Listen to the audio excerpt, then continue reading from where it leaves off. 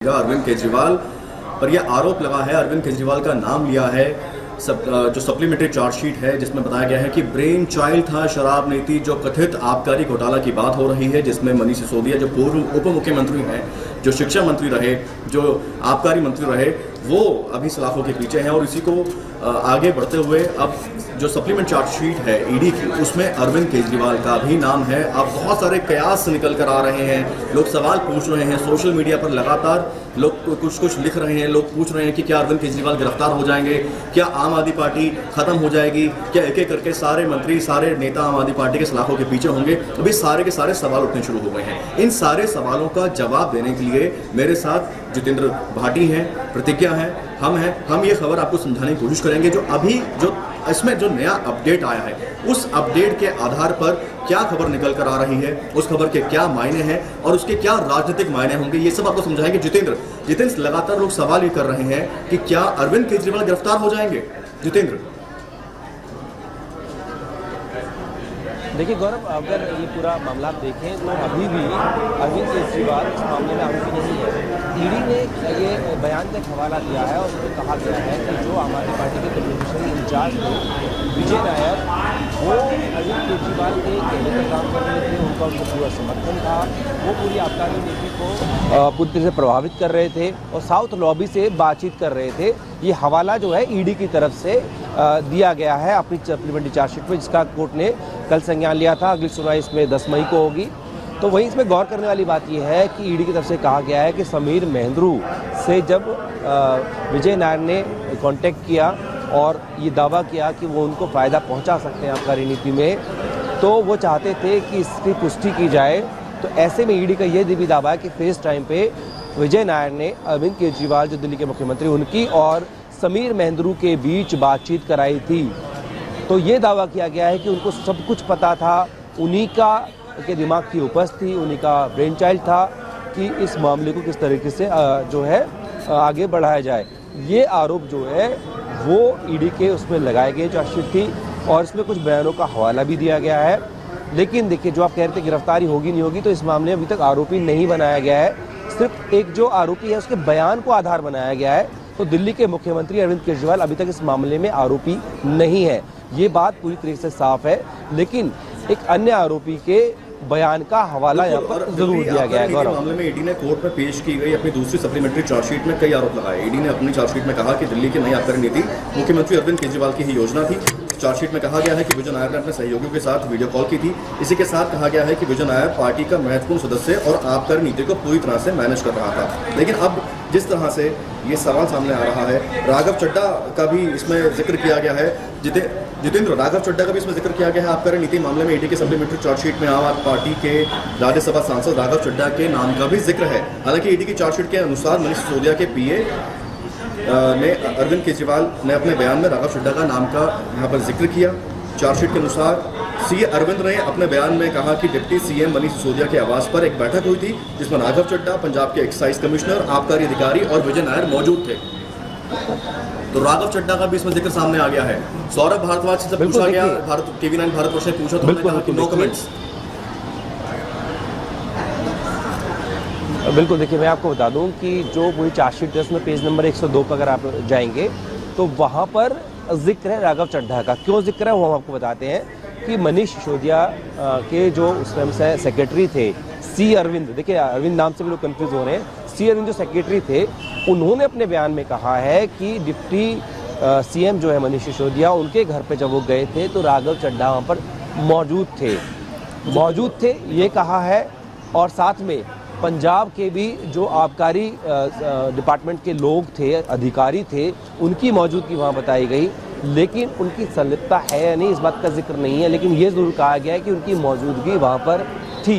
इसलिए चार्जशीट में जो है राघव चड्ढा का नाम भी है और वो भी अभी तक आरोपी नहीं है इस मामले में। आपको बता दूं, इस तरीके से आम आदमी पार्टी के एक सांसद हैं संजय सिंह, उनका भी नाम लिया गया है। दिनेश अरोड़ा जो है वो ये कह रहे हैं कि उन्होंने ही उनकी आगे मुलाकात कराई थी। वो फंडिंग का जिक्र भी कर रहे हैं कि 82 लाख रुपए का पार्टी को फंड दिया। लेकिन जो सभी नाम है, चाहे वो अरविंद केजरीवाल हो, राघव चड्ढा हो या संजय सिंह हो, इनमें से कोई भी अभी तक इस मामले में आरोपी नहीं है, ना सीबीआई वाले मामले में, ना ईडी वाले मामले में। लेकिन बयान जो दिए गए हैं, मसलन वहाँ पर समीर महेंद्रू का बयान था जिसमें अरविंद केजरीवाल का जिक्र किया गया है। यहाँ पर मनीष सिसोदिया के जो तब के सेक्रेटरी थे सी अरविंद, उन्होंने ये बात बताई कि जब वो डिप्टी सीएम के यहाँ पर थे तो वहाँ पर राघव चड्ढा मौजूद थे, पंजाब सरकार के जो आबकारी विभाग के अधिकारी थे वो वहाँ पर मौजूद थे, इसलिए इन दोनों का नाम यहाँ पर लिया जा रहा है। जो बनाया गया 15 लोगों और अज्ञात के खिलाफ एफआईआर दर्ज की गई थी सीबीआई की तरफ से, फिर ईडी इसमें इन्वॉल्व हो गया। नाम इसमें जब आए थे जितेंद्र, मनीष सिसोदिया, अरवा गोपी कृष्ण, आनंद तिवारी, पंकज भटनागर, विजय नायर, मनोज रॉय, अमनदीप धल, समीर महेंद्रू, अमित अरोड़ा और एक बड़ी रिटेल प्राइवेट लिमिटेड है दिनेश अरोड़ा, महादेव लिंकर, सनी मारवा, अरुण रामचंद्र पिल्लई, अर्जुन पांडे, अज्ञात सरकारी कर्मचारी और प्राइवेट पर्सन्स। तो अभी ये मामला थमता नहीं दिख रहा है, लगता है 2024 के चुनाव जिसका आप जिक्र कर रहे हैं आ रहे हैं। एक तरफ कल हमने देखा राघव चड्ढा ने प्रेस कॉन्फ्रेंस की, वो लगातार बोल रहे हैं कि इस तरह के जिस तरह आरोप लगाए जा रहे हैं आम आदमी पार्टी के नेताओं पर, अरविंद केजरीवाल पर, क्योंकि बीजेपी को अपना काल दिखता है अरविंद केजरीवाल के रूप में, इसलिए तमाम आरोपों को लगाया जा रहा है, पॉलिटिकल असैसिनेशन किया जा रहा है, करना चाहती है बीजेपी, लेकिन डरेंगे नहीं, रुकेंगे नहीं। मनीष सिसोदिया की जब पेशी हुई, मनीष सिसोदिया ने कहा कि हम रुकने वाले नहीं हैं, रोक सको तो रोक लो। अब ऐसे में लेकिन एक के बाद एक कुछ ना कुछ नया आरोपों का सिलसिला लगातार जारी है। अब ये एक लेकिन मौका मिल गया है सियासी सरगर्मी बढ़ाने का। दिल्ली में मौसम बेशक ठंडा है जितेंद्र, लेकिन इसको लेकर लगता है कि दिल्ली का सियासी पारा गर्म होगा, बीजेपी को एक मुद्दा मिल गया है। बिल्कुल, देखिए गौरव, आप जो कह रहे हैं गर्म होने की बात, तो ये तो भले ही अब जो है चार्जशीट में एक आरोपी के बयान का हवाला दिया गया है, लेकिन आप देखें तो आम आदमी पार्टी के खिलाफ जो है बीजेपी और कांग्रेस इस बात को पहले दिन से कहते आ रहे हैं। वो जब ये मामला दर्ज हुआ था तभी उन्होंने कह दिया था कि इस पूरे कांड के पीछे, इस पूरे करप्शन के पीछे, भ्रष्टाचार के पीछे जो सरगना है वो उन्होंने मुख्यमंत्री को कहा था, उनका नाम वो तब से लेके आ रहे थे। तो उनके लिए कोई नई बात नहीं है, ये नहीं कहा जा सकता कि इसमें कुछ नया आ गया उनके लिए, लेकिन हाँ जिस तरीके से बयान की बात की गई है, चार्जशीट में उसको रखा गया है। अब ये देखना होगा कि जिस तरीके से पिछले दिनों आपने देखा होगा सीबीआई ने दिल्ली के मुख्यमंत्री अरविंद केजरीवाल को पूछताछ के लिए बुलाया था। अब ये ईडी की चार्जशीट है जिसमें नाम उनका मतलब आरोपी के तौर पे नहीं है, लेकिन नाम है एक आरोपी के बयान के आधार पर। तो क्या ईडी भी इस मामले में बुलाती है, आगे पूछताछ करके क्या उनको आरोपी बनाया जाता है, वो बहुत आगे की बात है। लेकिन मैं अभी की बात करूं तो वहाँ पर बयान का जिक्र है और ये दिखाने की, इस्टेब्लिश करने की, कोर्ट के सामने रखने की कोशिश की गई है कि इस पूरी आबकारी नीति में जो अनियमितता का आरोप लगा है उसके पीछे मुख्यमंत्री का पूरा उनको जानकारी थी, उनका हाथ था। ये बताने की कोशिश जो है वो चार्जशीट के जरिए की गई है। लेकिन जब मामला आगे बढ़ेगा ट्रायल के तौर पर तो क्या उनकी भूमिका रहने वाली है, क्या उन्हें गवाह बनाया जाता है, आरोपी बनाया जाता है, ये देखने वाली बात है। हमने कुछ दिन पहले ये भी देखा हमने जिस तरह से बीजेपी लगातार पोस्टर वॉर कर रही थी और पोस्टर वॉर में कई पिक्चरों का एक फॉर्मेट बना के पोस्टर जारी किया गया जिसमें कहा गया कि अरविंद केजरीवाल ही मास्टरमाइंड है, वो डायरेक्टर हैं पूरे इसके, और बाकी मनीष सिसोदिया, संजय, सत्येंद्र जैन की फोटो पीछे लगाई जाती है। तो कहीं ना कहीं बीजेपी इस मुद्दे को पहले से उठाने की कोशिश में थी और अब ईडी की सप्लीमेंट्री चार्जशीट में नाम आने के बाद मामला बढ़ेगा। बिल्कुल, देखिए अब साफ तौर पर बीजेपी ये कहेगी कि देखिए हम बयान देते थे, आप यकीन नहीं करते थे, अब तो ये चीज़ें कोर्ट के सामने हैं। ये बात बीजेपी साफ तौर पर कह सकती है। वो कह रहे हैं कि देखिए जो हमारे बयान थे अब तो लिखित में कोर्ट के सामने है, तो उनका जो बयान था, उनका जो दावा था, उनका जो आरोप था, उसे थोड़ा सा बल जरूर मिलेगा। लेकिन मैं एक बार फिर से इस बात को दोहराऊंगा कि अभी आरोपी के तौर पर नहीं है, केवल जो आरोपी हैं उनके बयान के आधार पर ये है।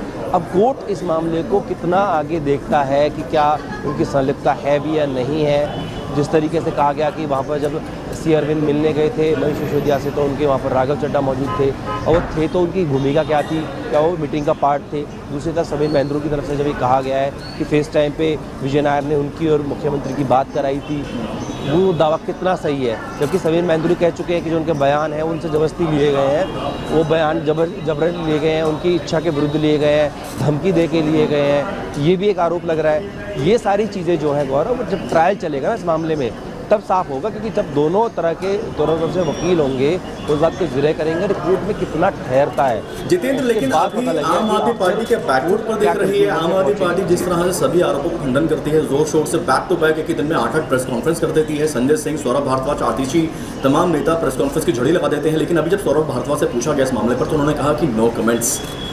तो क्या आम आदमी पार्टी भी अपनी रणनीति तय कर रही है? देखिए सीधी सी बात है, जब कोर्ट का मसला होगा हम कोर्ट के लिए कहेंगे, सवाल पूछेंगे, तो कोई भी समझदार व्यक्ति उस पर टिप्पणी नहीं करेगा। हाँ, जब राजनीतिक बयान लगेंगे, राजनीतिक विरोधी जो हैं वो उनके ऊपर आरोप लगाएंगे, उसका बयान वो ज़रूर देंगे और हम भी तलाश करने की कोशिश करेंगे। थोड़ी देर बाद ही जो है गोपाल राय जो हैं दिल्ली सरकार में मंत्री भी हैं और आम आदमी पार्टी के दिल्ली के संयोजक भी हैं, उनकी 1 बजे प्रेस कॉन्फ्रेंस होगी, तो हम उनसे ये जानने की कोशिश करेंगे कि आखिर पार्टी का इसमें क्या वक्तव्य है। लेकिन अभी तक आप जो भी देखोगे, एक निचोड़ अगर निकाले तो निचोड़ ये निकलता है, आम आदमी पार्टी कह रही है कि 2024 को देखते हुए पार्टी को राजनीतिक तौर पर ख़त्म करने के लिए ये कवायद की जा रही है, जांच एजेंसियों का दुरुपयोग किया जा रहा है। और आपने कल राघव को भी सुना, राघव चड्ढा को, उन्होंने तो कंस और कृष्ण जी की तुलना कर डाली। उन्होंने कहा कि बीजेपी को पता है कि उनका संहार जो है वो यही पार्टी करेगी, इसलिए ये सारी चीज़ें की जा रही हैं। तो साफ तौर पर इसको जो दूसरा रुख दिया गया है वो ये दिया गया है कि पार्टी जिस तरीके से दिल्ली में 3 बार सरकार बना चुकी है, पंजाब में सरकार आ गई है, गोवा में 2 विधायक हैं, गुजरात के अंदर 5 विधायक है और राष्ट्रीय पार्टी का दर्जा मिल गया है पार्टी को, तो पार्टी जिस तरीके से आगे बढ़ रही है, विस्तार कर रही है, उसको रोकने के लिए कवायद है। आम आदमी पार्टी का ये एक स्टैटिक स्टैंड रहा है। अब सब इसमें हम पूछेंगे तो पता लगेगा नेक्स्ट वो क्या बोलने वाले हैं, लेकिन अभी तक पार्टी यही कहती आ रही है कि पार्टी के विस्तार को रोकने के लिए ये तमाम बिल्कुल की जा रही है। इस पर लगातार अपडेट हम बता रहे हैं, लेकिन एक बार खबर पूरी समझा दें हम दर्शकों को कि क्या पूरी खबर निकल कर आ रही है और किस तरह के जो कमेंट सोशल मीडिया पर जो प्रोसेस आ रहे हैं, आप खबर समझ लीजिए। एक दूसरी सप्लीमेंट्री चार्जशीट है जिसमें ईडी की सप्लीमेंट्री चार्जशीट है, इसमें ईडी का यह आरोप है। ईडी ने कहा है कि आबकारी पॉलिसी अरविंद केजरीवाल का ही प्लान है। ईडी ने अपनी चार्जशीट में कहा है कि दिल्ली की नई आबकारी नीति मुख्यमंत्री अरविंद केजरीवाल की ही योजना थी, उन्हीं का ये ब्रेन चाइल्ड था। दिल्ली आबकारी नीति मामले में ईडी ने कोर्ट में पेश की है अपनी दूसरी सप्लीमेंट्री चार्जशीट। इसमें कई आरोप लगाए गए हैं। 238 पेज की ये चार्जशीट है। ईडी ने अपनी चार्जशीट में कहा है कि दिल्ली की नई आबकारी नीति मुख्यमंत्री अरविंद केजरीवाल की योजना थी। चार्जशीट में यह भी कहा गया है कि विजय नायर ने अपने सहयोगियों के साथ एक वीडियो कॉन्फ्रेंस की थी, वीडियो कॉल की थी। इसी के साथ कहा गया है कि विजय नायर पार्टी का महत्वपूर्ण सदस्य है और आबकारी नीति को पूरी तरह से वो मैनेज कर रहा था। यह वो नाम है जो लगातार अगस्त 2021 सामने आ रहा है। इस चार्जशीट में तेलंगाना सीएम की बेटी के कविता के बारे में भी जिक्र किया गया है। आरोप लगाया गया है कि दिल्ली की आबकारी नीति बनने और उसके लागू होने के बाद के कविता ने कई बार विजय नायर के साथ कई मीटिंग की है। ईडी ने चार्जशीट में कहा मंगुटा श्रीनिवास रेड्डी की भी केजरीवाल के साथ मीटिंग हुई। आबकारी नीति को बनाने और उसको लागू करने से लेकर सभी तरह की अवैध गतिविधियों के लिए सीएम केजरीवाल और मनीष सिसोदिया ने विजय नायर को पूरा सपोर्ट दिया हुआ था। दिल्ली आबकारी नीति में निवेश करने को उत्सुक थे अरुण और उसके सहयोगी। चार्जशीट में यह भी कहा गया है कि विजय नायर ने समीर महेंद्रू से कहा था कि अरुण और उसके सहयोगी अभिषेक बोयनपल्ली और बुची बाबू ग्रुप दिल्ली शराब नीति में निवेश करने के लिए एक्साइटेड था। इसका सबसे बड़ा कारण यह है कि इस ग्रुप के पास बहुत सारा पैसा है। सीएम केजरीवाल के साथ ही अन्य राजनीतिक दलों से भी इनके अच्छे संबंध थे। ईडी ने चार्जशीट में कहा कि समीर महेंद्रू ने विजय नायर को परखने के लिए उसे कहा था कि वो उसकी केजरीवाल से मीटिंग करवाए, जिसके बाद नायर ने समीर और सीएम के बीच आईफोन के फीचर फेस टाइम के जरिए मीटिंग करवाई गई थी। चार्जशीट में यह भी कहा गया है कि शुरुआत में राज्यसभा सांसद संजय सिंह से मुलाकात हुई, जिसके बाद वो तत्कालीन उप मुख्यमंत्री मनीष सिसोदिया से एक पार्टी के दौरान मिले थे।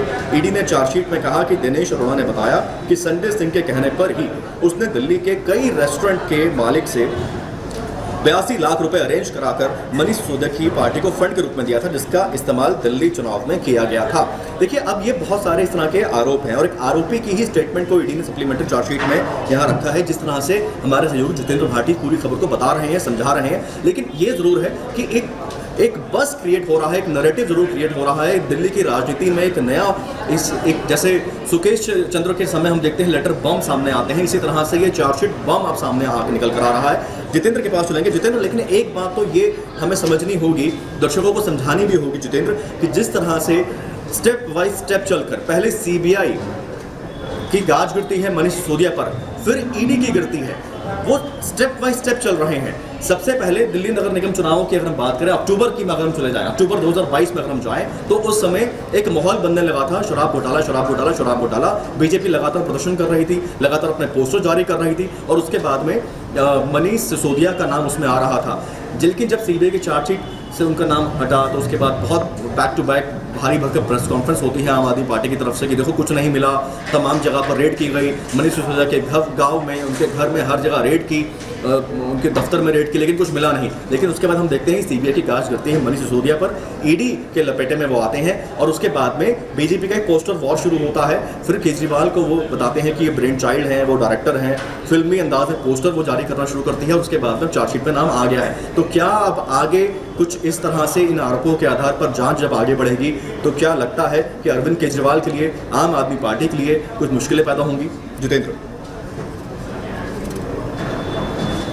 बिल्कुल, देखिए जो आपने पहले कहा कि पहले सीबीआई ने फिर ईडी ने, तो यहाँ पर दर्शकों को बताना होगा कि ईडी सीधे तौर पर कोई केस दर्ज नहीं करती है, पहले कोई क्राइम होना चाहिए। जी तो जितेंद्र, मैं यहाँ बताना चाहूँगा, बहुत कुछ कमेंट्स भी आ रहे हैं। मैं चाहूँगा कि दर्शकों के कमेंट्स, आपके जो सवाल हों वो आप रखें सामने और हम कोशिश करेंगे अभी की हालात को आपको समझाने की कोशिश करेंगे, इस खबर को आपको समझाने की हम कोशिश करेंगे, क्योंकि सिर्फ खबर दिखाना हमारा मकसद नहीं है, खबर आपको समझाना भी हमारा मकसद है। जो आपके सवाल हों वो सवाल पूछे, जितेंद्र भी उसका जवाब देने की कोशिश करेंगे और यहाँ मैं भी कोशिश करूँगा। जितेंद्र अपनी बात पूरी करें आप। बिल्कुल, देखिए तो होता ये है कि पहले करप्शन होना चाहिए। ईडी सीधे तौर पर कोई केस दर्ज नहीं करती है, पहले करप्शन हुआ हो, उसके बाद उसमें मनी लॉन्ड्रिंग हुई हो, उस बात की जानकारी जो है पीएमएलए के अगेंस्ट जो है पीएमएलए में जांच करती है ईडी। तो इस मामले में पहले भ्रष्टाचार की बात की गई तो 17 अगस्त 2022 में सीबीआई ने केस दर्ज किया था और वहाँ पर मनीष सिसोदिया का आरोपी नंबर 1 बनाया था। उसके बाद कहा गया कि पैसे का लेन देन हुआ है, मनी ट्रेल हुआ है, तो पीएमएलए के अंतर्गत जो है ईडी ने इस मामले में फिर जांच शुरू की और उसी में जो है दोनों एजेंसियां मिलकर जांच कर रही है। आपने कहा कि आगे मुश्किलें हो सकती है, बिल्कुल निश्चित तौर पर मुश्किलें होती है, क्योंकि जिस तरीके से कहा जा रहा है कि जो आरोपी हैं इनकी अरेस्टिंग भी हो चुकी है, ये कर रहे थे इस मामले में किसके कहने पे कर रहे थे, किसकी शय पे कर रहे थे, तो इसके तरफ जो है इशारा किया गया है कि मुख्यमंत्री, उप मुख्यमंत्री को इस मामले में पता था, उनके आधार पर, उनके बेस पर विजय नायर जो कम्युनिकेशन इंचार्ज हैं आम आदमी पार्टी के, वो जो है इस मामले में साउथ लॉबी से डील कर रहे थे। हालांकि अभी ये जो पैसे की बात की गई थी, किकबैक्स लिए गए थे, कहीं पर 100 करोड़ बताया जा रहा है, कहीं पर 192 करोड़ बताया जा रहा है, ये किस रूट से आया, कहाँ आगे ले जाया गया, वो पैसा कहाँ है, इस बारे में अभी थोड़ा सा आगे एजेंसियों को बढ़ना बाकी है। लेकिन अगर यहाँ पर हम देखें तो साफ तौर पर कि आम आदमी पार्टी की जो मुश्किलें हैं वो साफ तौर पर यहाँ बढ़ेगी।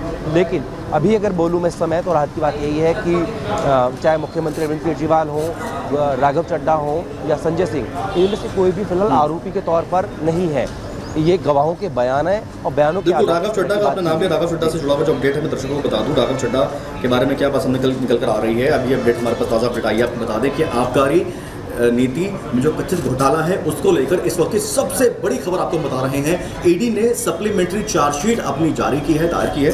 उस सप्लीमेंट्री चार्जशीट में अरविंद केजरीवाल का नाम है। दिल्ली के मुख्यमंत्री अरविंद केजरीवाल, आम आदमी पार्टी के राष्ट्रीय संयोजक, इनका नाम है। और उसको लेकर अब एक ये सवाल खड़ा हो रहा है, क्या अरविंद केजरीवाल गिरफ्तार हो जाएंगे? और अरविंद केजरीवाल का ही नहीं, आम आदमी पार्टी से सांसद राघव चड्ढा का भी इसमें नाम है। आबकारी नीति मामले में ईडी की सप्लीमेंट्री चार्जशीट में आप पार्टी के राज्यसभा सांसद राघव चड्ढा के नाम का जिक्र है।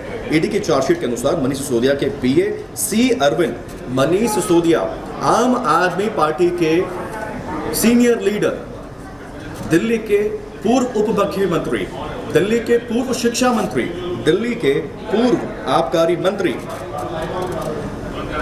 मनीष सिसोदिया के पीए, पर्सनल असिस्टेंट सी अरविंद ने अपने बयान में राघव चड्ढा के नाम का जिक्र कर दिया है। अब देखिए ये खबर इंपॉर्टेंट क्यों है, इसे समझना क्यों इंपॉर्टेंट है। मनीष सिसोदिया के पीए वो होता है जो किसी भी मंत्री के सारे काम देखता है, उसकी डायरी मेंटेन करता है, वो मंत्री किससे मिलता है, कब मिलता है, उसके अपॉइंटमेंट चेक करता है, ये वो पीए होता है। और जब इतने सारे पोर्टफोलियो किसी नेता के पास हो तो उसके पास बहुत सारे ऐसे पीएस होते हैं, लेकिन उसके अंदर सी अरविंद का नाम आ रहा है और सी अरविंद ने राघव चड्ढा का नाम ले दिया है। चार्जशीट के अनुसार सी अरविंद ने अपना बयान में कहा कि डिप्टी सीएम मनीष सिसोदिया के आवास पर एक बैठक हुई थी जिसमें राघव चड्ढा भी थे, पंजाब के एक्साइज कमिश्नर भी थे और आबकारी अधिकारी और विजय नायर भी मौजूद थे। इस बारे में समझना चाहेंगे जितेंद्र, ये जो सी अरविंद का नाम निकल कर आ रहा है, क्या ये समझाएं कि क्या बड़ी दिक्कतें हो सकती है, आरोपों के आधार पर क्या कार्रवाई हो सकती है?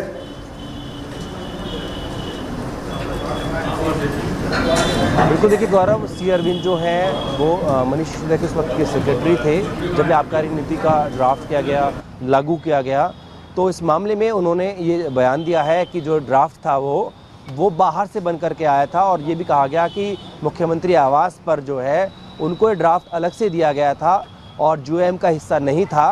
तो ऐसे में उनके जो बयान हैं वो काफ़ी मुश्किलें पैदा कर सकते हैं। लेकिन इसी बयान के आधार पर ही मुख्यमंत्री अरविंद केजरीवाल को सीबीआई ने पूछताछ के लिए बुलाया था।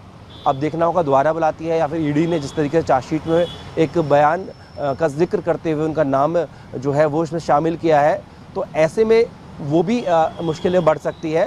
लेकिन फ़िलहाल की बातें यही हैं। एक बार फिर से दर्शकों को बता दें कि अभी इनमें से कोई भी, चाहे वो दिल्ली के मुख्यमंत्री हों या फिर राज्यसभा सदस्य राघव चड्ढा हों या फिर संजय सिंह, इनमें से कोई भी आरोपी के तौर पर किसी भी चार्जशीट में नहीं है, ना सीबीआई की और ना ही ईडी की।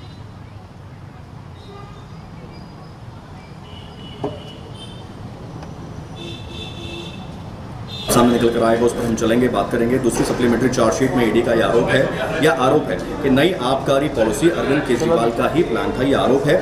ईडी ने अपनी चार्जशीट में कहा है कि दिल्ली की नई आबकारी नीति मुख्यमंत्री अरविंद केजरीवाल की ही योजना थी। दिल्ली आबकारी नीति मामले में ईडी ने कोर्ट में पेश की अपनी दूसरी सप्लीमेंट्री चार्जशीट, जिसमें कई आरोप लगे हैं। ईडी ने कोर्ट में पेश की है अपनी दूसरी सप्लीमेंट्री चार्जशीट, और ईडी ने अपनी चार्जशीट में कहा है कि दिल्ली की नई आबकारी नीति मुख्यमंत्री अरविंद केजरीवाल की ही योजना थी। चार्जशीट में यह भी कहा गया है कि विजय नायर ने अपने सहयोगियों के साथ वीडियो कॉल की थी। इसी के साथ ही कहा गया है कि विजय नायर पार्टी का महत्वपूर्ण सदस्य और आबकारी नीति को पूरी तरह से मैनेज कर रहा था। इस चार्जशीट में तेलंगाना सीएम की बेटी के कविता के बारे में जिक्र किया गया है। आरोप लगाया गया है कि दिल्ली की आबकारी नीति बनने और उसको लागू होने के बाद के कविता ने कई बार विजय नायर के साथ कई बार मीटिंग की है। ईडी ने चार्जशीट में कहा मंगुटा श्रीनिवास रेड्डी की भी केजरीवाल के साथ मीटिंग हुई है। आबकारी नीति को बनाने और उसको लागू करने से लेकर सभी तरह की अवैध गतिविधियों के लिए सीएम केजरीवाल और मनीष सिसोदिया ने विजय नायर को पूरा सपोर्ट दे रखा था। दिल्ली शराब नीति में निवेश करने को उत्सुक थे अरुण और उसके सहयोगी। चार्जशीट में कहा गया है कि विजय नायर ने समीर महेंद्रू से कहा था कि अरुण और उसके सहयोगी अभिषेक बोइनपल्ली और बुची बाबू ग्रुप दिल्ली शराब नीति में निवेश करने के लिए एक्साइटेड है। इसका सबसे बड़ा कारण ग्रुप के पास खूब सारा पैसा और सीएम केजरीवाल के साथ ही अन्य राजनीतिक दलों से अच्छे संबंध होना था। ईडी ने चार्जशीट में कहा कि समीर महेंद्रू ने विजय नायर को परखने के लिए उसे कहा था कि वो उसकी केजरीवाल से मीटिंग करवाएं, जिसके बाद नायर ने समीर और सीएम के बीच आईफोन की फीचर फेस टाइम के जरिए मीटिंग करवाई थी। चार्जशीट में कहा गया है कि शुरुआत में राज्यसभा सांसद संजय सिंह के साथ मुलाकात हुई, जिसके बाद उप मुख्यमंत्री मनीष सिसोदिया से एक पार्टी के दौरान वो मिले थे। ईडी ने चार्जशीट में कहा कि दिनेश अरोड़ा ने बताया कि संजय सिंह के कहने पर ही उन्होंने दिल्ली के रेस्टोरेंट के मालिक से 82 लाख रुपए अरेंज कराकर मनीष सिसोदिया की पार्टी आम आदमी पार्टी को फंड दिया था, जिसका इस्तेमाल दिल्ली चुनाव में भी किया गया था। ये ईडी की सप्लीमेंट्री चार्जशीट है जिसमें तमाम आरोप हैं, और जैसा जितेंद्र भाटी हमारे सहयोगी समझा रहे थे, ये अभी आरोप हैं। एक ये बयान है, सप्लीमेंट्री चार्जशीट है ईडी की, जिसको कोर्ट में पेश किया गया है। प्रतिज्ञा हमारे साथ में है। बहुत सारे कमेंट्स हमारे पास आ रहे हैं और लोग बहुत सारे सवाल कर रहे हैं कि अरविंद केजरीवाल गिरफ्तार हो जाएंगे, क्या आम आदमी पार्टी खत्म हो जाएगी। इस पर हम चर्चा करने की कोशिश करेंगे, लेकिन आपको भी समझना होगा कि अभी ये ईडी ने सिर्फ सप्लीमेंट्री चार्जशीट अपनी यहाँ पर कोर्ट के सामने पेश की है, और ये आरोपी हैं जिनके बयान के आधार पर इसको यहाँ पर रखा गया है। राघव चड्ढा का नाम भी इसमें सामने आ रहा है। राघव चड्ढा के बारे में आपको अपडेट हम समझा देते हैं। आबकारी नीति मामले में ईडी की सप्लीमेंट्री चार्जशीट में आम आदमी पार्टी के राज्यसभा सांसद राघव चड्ढा का भी नाम है। ईडी की चार्जशीट के अनुसार मनीष सिसोदिया के पीए सी अरविंद ने अपने बयान में राघव चड्ढा के नाम का जिक्र किया। चार्जशीट के अनुसार सी अरविंद ने अपने बयान में कहा कि डिप्टी सीएम मनीष सिसोदिया के आवास पर एक बैठक हुई थी। ये कहना है मनीष सिसोदिया के पीए सी अरविंद का। जिस समय मनीष सिसोदिया दिल्ली के उप मुख्यमंत्री थे, आबकारी मंत्री थे, शिक्षा मंत्री थे, उस समय जो उनके पीए थे सी अरविंद, सी अरविंद ने अपने बयान में कहा है, चार्जशीट के अनुसार आपको बता रहे हैं, चार्जशीट के अनुसार सी अरविंद ने अपने बयान में कहा कि डिप्टी सीएम मनीष सिसोदिया के घर पर एक बैठक हुई थी, जिसमें राघव चड्ढा भी मौजूद थे, पंजाब के एक्साइज कमिश्नर भी मौजूद थे, आबकारी अधिकारी और विजय नायर भी मौजूद थे। एक बात होता है कि इस पर सियासी सरगर्मी बढ़ेगी। दिल्ली में एक बड़ा बीजेपी को मुद्दा मिल गया है।